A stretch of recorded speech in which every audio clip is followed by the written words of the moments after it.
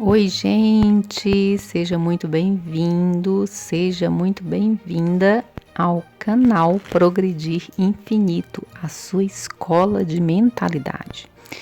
Dando continuidade à tradução do livro Eu Sou o Suficiente, de Marisa Peer, eu vou entrar na parte 2 do capítulo 3, mas antes de iniciar esse vídeo, eu gostaria de te pedir para que você se inscreva neste canal, ative as notificações para que você não possa perder nenhum capítulo desse livro maravilhoso. E deixa aqui embaixo também o teu comentário, que eu gostaria de saber como está sendo a sua experiência com essas informações, com esse conteúdo, se você está colocando em prática os exercícios e quais as mudanças que você já tem alcançado com tudo que nós temos trazido aqui. Então, ela começa a segunda parte desse capítulo com o seguinte tópico: escolha o que fazer familiar e não familiar. Uma vez, eu tive uma cliente que havia tido tantos relacionamentos fracassados que ela tinha vergonha de contar as novas perspectivas sobre seu passado romântico. Não fazia nenhum sentido. Essa mulher era bonita, inteligente e totalmente autossuficiente financeiramente. Mas ainda assim, uma e outra vez, ela estava perseguindo homens que a colocavam em segundo plano e não se comportavam de maneira com que realmente se importavam com ela. Enquanto isso, esta mulher tentou conquistá-los e persuadi-los para ficar mais atenta, prestativa e ansiosa para agradá-los. Isso só afastou ainda mais, pois eles estavam irritados com seu entusiasmo e tratavam-na ainda pior. Para ser honesto, foi muito triste ver isso acontecer. Depois de cada relacionamento fracassado, ela ficou tão desapontada que acabou internalizando os insultos que os ex-companheiros haviam instilado nela. Eu pedi a esta cliente, como é minha prática habitual, para descrever sua relação com seu pai. Ele era um homem muito infeliz, muitas vezes chegando em casa bêbado, tarde, trazendo transtornos para casa prontamente, exigindo coisas de sua mãe e muitas vezes tendo ataques de raiva. Ele dizia coisas depreciativas à minha cliente e rotineiramente a menosprezava se ela não fosse absolutamente perfeita. Na manhã seguinte, depois desses ataques, enquanto bêbado, ele fingia simplesmente que nada tinha acontecido e tomava café da manhã como se tudo tivesse bem de novo. Ela tinha aprendido ao longo dos anos a superar esses episódios de medo na esperança de que tudo voltasse ao normal pela manhã. Este ciclo de altos e baixos emocionais tornou-se muito familiar para ela. Ao saber dessa história, eu disse à minha cliente: seu pai costumava humilhá-la, diminuir seus sentimentos, ignorá-lo quando estava bêbado. Logo, então tudo estava bem no dia seguinte se você não causasse problemas. E adivinha? Agora você escolhe o cara que faz você se sentir assim também. E ela rapidamente percebeu que isso era verdade. Seus amigos, muitos deles comentavam que muitas vezes não conseguem ver nestes homens que ela escolhia qualquer qualidade. Mas claro, minha cliente perseguiu a mesma qualidade que representava seu pai nestes homens. Ela sempre falava para si mesma: sinto que conheço este homem faz muito tempo. É claro que ela conhecia. Ela estava se apaixonando por algo que era familiar a ela, embora o que era familiar fosse uma escolha terrível para ela. A mente não só quer voltar ao que é familiar, mas também gosta de recriar cenários que nos lembram a nossa infância. Por isso, ela ia atrás de homens com comportamentos parecidos com o do seu pai, mas tentando fazê-los amar e respeitá-la de uma maneira que seu pai nunca fez. A vida é muito curta para continuar tentando mudar o final das coisas. Precisamos mudar o começo. Então, ao invés de achar alguém frio e tentar mudar para um cara legal, comece com alguém legal que torne a vida muito mais fácil. Essa cliente precisava se familiarizar com ser elogiada, apreciada e ter uma relação ponto a ponto. Em vez de se sentir que estava andando sobre casca de ovos, esperando que a raiva de alguém passasse para que ela pudesse resolver as coisas mais uma vez. Ela me disse que quando conheceu homens que pareciam respeitá-las e ser emocionalmente estáveis, ela imediatamente pensava de que eles eram bons demais para ela. E descobriu que ela não se atraía por essas personalidades estáveis e consistentes. Eu disse-lhe para substituir esse diálogo com a frase: ninguém é bom demais para mim. Farei com que ser amada e respeitada se torne algo familiar na minha vida. Uma vez que ela reconheceu o padrão em homens para qual ela foi atraída historicamente, que eram aqueles que lembravam seu pai, ela imediatamente saiu dessas relações quando via algumas sugestões de sinais desses padrões. Ela tinha desenvolvido uma forte aversão ao familiar e fugia deles, porque agora ela sabia que estava machucando a ela mesma. Além disso, ela desenvolveu uma forte atração para o tipo de homem que a elogiava e que é um excelente parceiro amoroso. Havia outra coisa que a minha cliente tinha que fazer familiar: receber dos homens com quem estavam saindo elogios. Quando ela era criança, tinha ouvido apenas críticas de seu pai e praticamente nada de sua mãe submissa. Ela nunca tinha experimentado o que era ser elogiada por sua personalidade ou por suas qualidades inatas, apenas por suas ações para agradar seu pai. Então, ela não se sentia atraída pelos caras que a elogiavam, simplesmente por ser ela mesma. No entanto, para tornar o novo familiar, ela não tinha que olhar para fora, mas ela tinha que começar com ela mesma. Dei-lhe um roteiro para fazer todas as manhãs enquanto penteava o cabelo nos espelhos. Pedi que ela repetisse em voz alta as declarações que ninguém mais havia lhe dito. Tenho um relacionamento maravilhoso e amoroso. Sou atraente e gentil. Eu facilmente atraio e mantenho amor e respeito. Embora essas frases possam soar arrogante, elas não são. O ponto aqui não é correr e gritar sua grandeza para a moça do café ou para seus colegas. O ponto é tornar familiar o som dessas palavras para si mesmo. Quanto mais você repetir isso, mais você vai acreditar. E logo você vai descobrir que não está mais se sentindo atraída por pessoas que não a elogiam ou não te valorizam. Você deve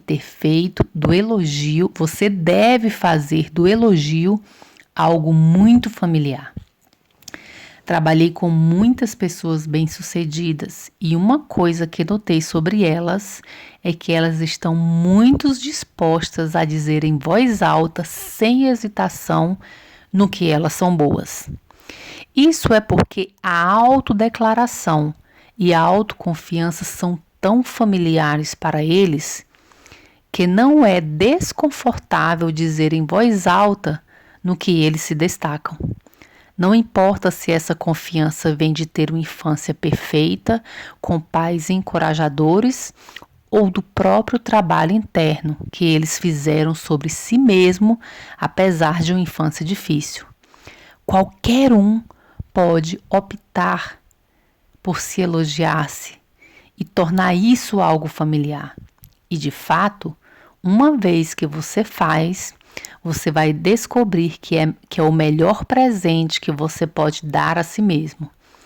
Apresente-se e torne-se familiar, e então sua mente vai devolvê-lo a você. Muito em breve, sua repetição vai deixar de ser o que você faz para se tornar quem você é. Escolha uma coisa que você vai ficar por uma semana. Você pode começar com algo pequeno, se isso for mais confortável. Beber café sem açúcar ou comer uma maçã no meio da manhã, ao invés do seu lanche normal e não saudável. Elogie-se todo dia, ao invés de se autocriticar. Preste atenção como vai ficar cada vez mais fácil à medida que os dias passarem. Então, comece a aplicar o que você aprendeu, fazendo com que essas pequenas mudanças vá de pouco familiar para muito familiar, para depois você aplicar em algo maior na sua vida, na sua carreira, no seu relacionamento ou no seu crescimento pessoal.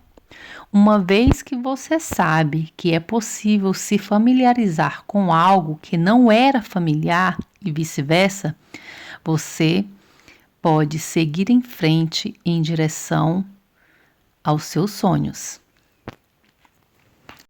Fazendo do familiar uma vergonha e dor. Um dos problemas mais comuns com os quais lidei como terapeuta são clientes com formação religiosa que parecem incapazes de abalar alguns hábitos de vergonha que foram incutidos neles desde muito jovens.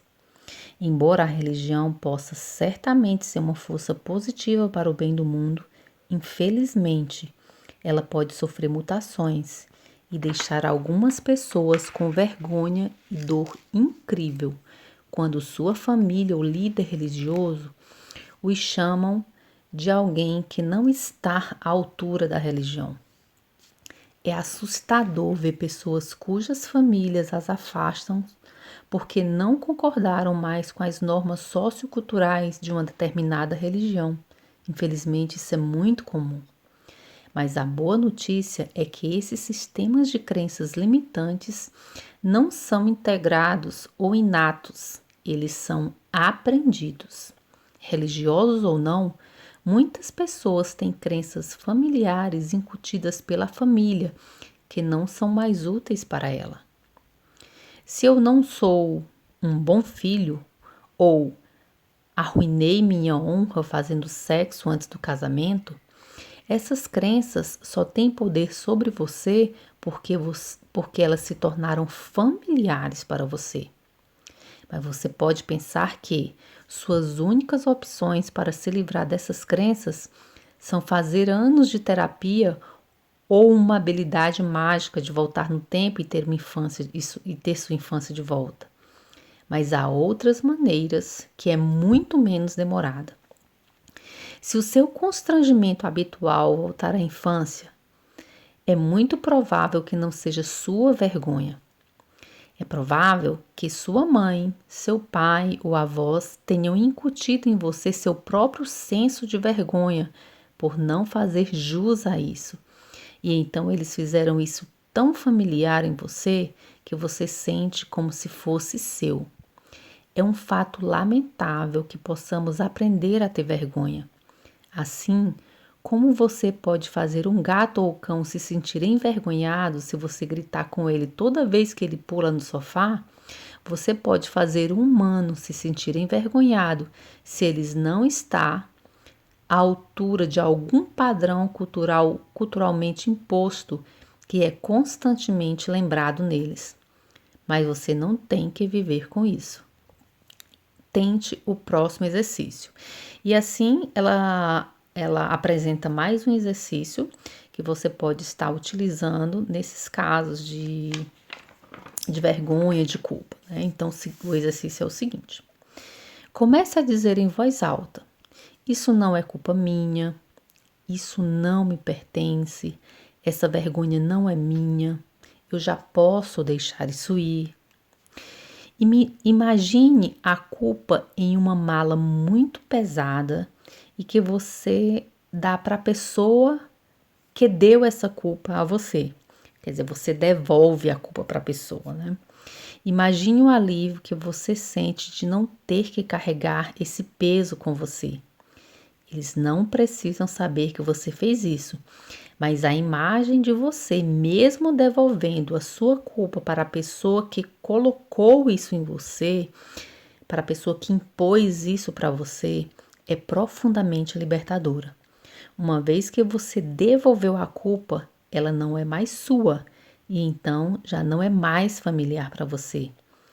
Agora você pode tornar novas crenças positivas e familiares, como por exemplo: eu sou um bom filho, eu tenho um valor inerente, não importa qual igreja eu vá, ninguém pode me fazer me sentir inferior.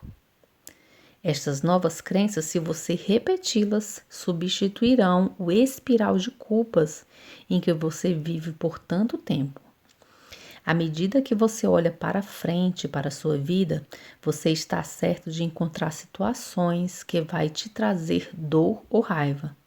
Para evitar que essa dor ou raiva se transforme em sistemas de crenças inúteis, você tem que ter certeza de expressar seus sentimentos o mais próximo possível do evento que produziu esses sentimentos. Embora nem sempre seja aconselhável ou possível expressar a sua dor ou raiva para a pessoa que causou isso, você sempre tem a opção de ir a algum lugar privado e expressar sua dor em voz alta. Por exemplo, se seu chefe ou membro da sua família te chateou, você pode se trancar no banheiro e abrir a torneira ou dar uma descarga para abafar o som e dizer: me dói meu chefe não atribuir crédito pelo meu trabalho. Me dói quando meu cunhado sempre me critica. Se você costuma ter um sentimento de que a relutância da minha irmã em não me ligar, quer dizer, minha irmã me ignora, minha irmã não me liga, então você pode substituir por eu sou amada e não posso me sentir menos sobre o comportamento da minha irmã. Então você evita criar essas crenças inúteis e reconhece que o comportamento de outra pessoa não pode fazer você se sentir mal sobre si mesma, a menos que você permita. Você tem o poder de não permitir isso. Uma outra coisa que eu notei muito cedo na minha carreira é que as pessoas que são felizes e equilibradas, elas expressam sua dor facilmente. Não é difícil fazer, você só tem que se acostumar a dizer: você magoou meus sentimentos quando... A maneira mais eficaz é começar com um elogio. Eu te amo, você é minha melhor amiga, filha, irmã, etc. Mas doeu quando você esqueceu meu aniversário. Eu não quero manter isso, então vou expressar para você que eu posso deixar isso ir. Expressar sua dor o máximo possível, mais próximo do evento, é para seu próprio benefício, para que você não se apegue a esses sentimentos e não deixe que eles te contaminem. Quando você não puder dizer isso em voz alta, porque a pessoa que te machucou é seu chefe ou um parente difícil, você ainda pode dizer isso em particular quando você estiver sozinha ou dirigindo no seu carro. Diga em voz alta, só para você. Doeu. Dói quando... É muito eficaz para aliviar a dor e quanto mais você faz isso, mais fácil se tornará. No último tópico do capítulo 3, ela inicia esse tópico com a seguinte frase: o que há de errado com você e com todos os outros? Além de olhar para minhas 3 categorias de clientes, também observei que todos os meus clientes têm também só 3 categorias de problemas, ou 3 coisas que havia de errado com eles. Identificar essas 3 coisas que estão erradas com você e nos outros também lhe dará uma ideia e compreensão do que influencia e afeta as pessoas ao seu redor e ajuda você a lidar com seus comportamentos com uma visão que beneficia a todos. Falei em capítulos anteriores sobre como meus clientes têm um problema inicial, mas a verdadeira questão que precisa ser abordada é o que está abaixo disso. O que está abaixo do problema inicial de qualquer cliente sempre será uma dessas 3 crenças: não se achar suficiente, ter crenças fortes e se achar diferente. Quero algo, mas não está ao meu alcance. Muitos clientes me consultam em desespero, querendo ficar livre dos seus problemas, que inclui depressão, alcoolismo, obesidade, falta de sucesso. E ali há uma crença fixa. Eu quero estar livre da depressão, mas eu tenho um gene depressivo como o da minha mãe. Sou desesperado para parar de beber, mas eu venho de uma família alcoólatra. Eu quero riqueza, mas não tenho um diploma universitário. Todo mundo na minha família é trabalhador assalariado, então eu não acho que seja possível. Eu quero ter mais autoconfiança, mas nasci muito tímido. Ninguém pode ter tudo. Eu quero falar em público, mas eu sou incapacitado pela ansiedade. As crenças fixas que meus clientes têm sobre si mesmos são os maiores impeditivos para que eles alcancem seus objetivos. Você certamente tem algumas crenças fixas e é muito útil se perguntar: por que eu acredito nisso? De onde veio essa crença? Quem me deu? Por que eu ainda acredito nisso todos esses anos depois? O ponto de fazer isso é que no momento em que você começa a questionar uma crença, você não a considera mais verdade. Porque como você começa a questioná-la, você vai enfraquecendo até que ela desapareça. Muitas pessoas com quem tive um sucesso deslumbrante não nasceram em uma posição onde o sucesso está disponível para eles. Muito pelo contrário. Oprah Winfrey, Barack Obama, Meghan Markle encontraram o sucesso. O sucesso não os encontrou.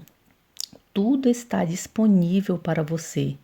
E o primeiro passo para alcançá-lo é corrigir essa nova crença firmemente em sua mente e eliminar a antiga.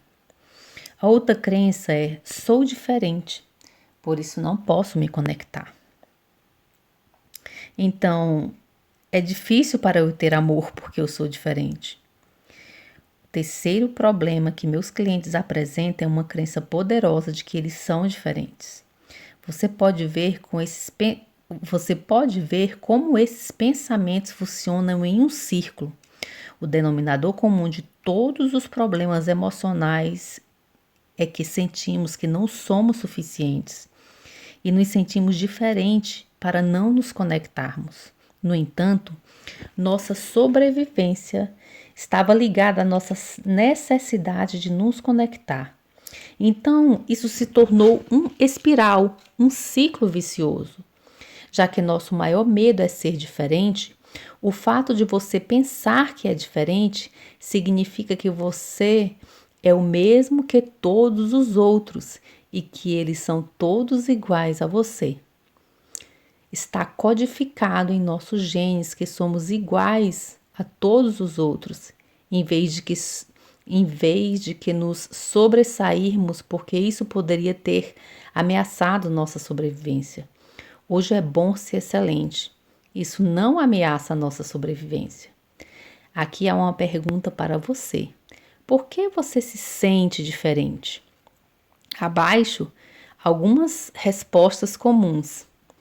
Eu não tenho personalidade, sou muito baixo, sou muito gordo ou magro, não tenho estudo, não sou interessante, não tenho talento, não sou atraente, não tenho dinheiro, ninguém faz elogios para mim, não tenho amor, não tenho sucesso, eu não sou o suficiente, eu não sou valorizada, nunca me senti importante. Até milionários, modelos e superestrelas sentem o mesmo. Os meus clientes mais felizes não têm nenhum dessas crenças. Na verdade, ele tem crenças opostas. Eu sou o suficiente. Estou aqui porque tenho algo valioso para oferecer. Eu mereço amor, felicidade, sucesso e tudo está disponível para mim. Eu me conecto facilmente com as pessoas, pertenço à vida e eu sou sempre apoiado pelo universo. Você pode ter essas crenças muito simplesmente usando os métodos deste livro para torná-los uma parte de quem você é, em vez de algo que você se esforça a fazer de tempos em tempos. E aqui eu encerro o capítulo 3 com esses exercícios maravilhosos que ela traz para quebrar essas crenças, né? Em relação a essas 3 categorias de problemas que é recorrente em todos nós, né?